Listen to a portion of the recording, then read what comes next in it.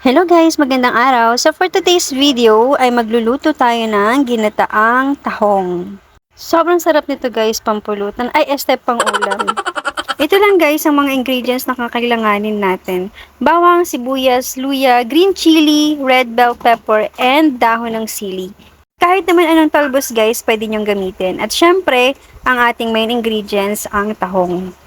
Ilalaga muna natin guys yung tahong at isa-separate natin sa shell niya.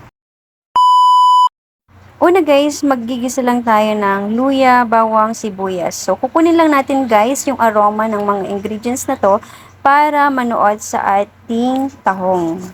Kapag na-golden brown na guys, pwede na natin ilagay ang ating tahong. Ayan guys, imekos-mekos lang natin yan. Igigisa lang natin guys ng konting oras ang ating tahong. Hindi na natin kailangan pakalutuin yung tahong guys kasi nilaga na yan. Lalagyan din natin guys ito ng paminta. Ayan, imekos-mekos lang natin ulit to guys. Sobrang dali lang nitong lutuin guys. At sobrang sarap din na pang ulam. Next guys, ay ilalagay na natin ang ating unang gata. Maglalagay lang din tayo guys ng konting pampalasa para naman lalong sumarap ang ating tahong. Sobrang bango niya guys. Ayan guys, imekos-mekos lang natin ulit yan.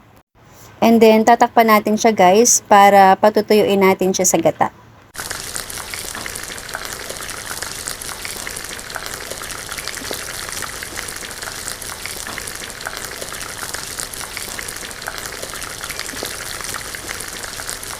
Kapag konti na guys yung gata natin, pwede na natin ilagay ang talbos ng sili. Subukan nyo din to guys lutuin. For sure, magugustuhan nito ng inyong buong pamilya. Ayan guys, pwede na rin natin ilagay ang ating red bell pepper. Optional lang to guys. Nilagyan lang natin to guys ng red bell pepper para naman gumanda ang kulay ng ating ulam. Ayan guys, so konti na yung gata niya. Actually, pwede nyo na yung hanguin kung gusto nyo. Ako kasi gusto ko tuyo siya. Nilagay na din pala natin guys yung green chili para naman may konting anghang ang ating tahong.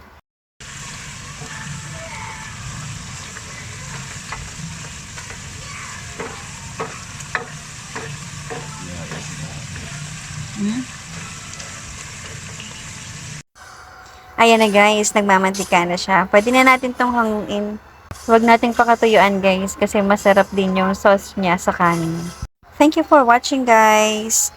Please like and subscribe na din para updated kayo sa mga videos na i-upload ko. Thank you Lord sa lahat ng blessings!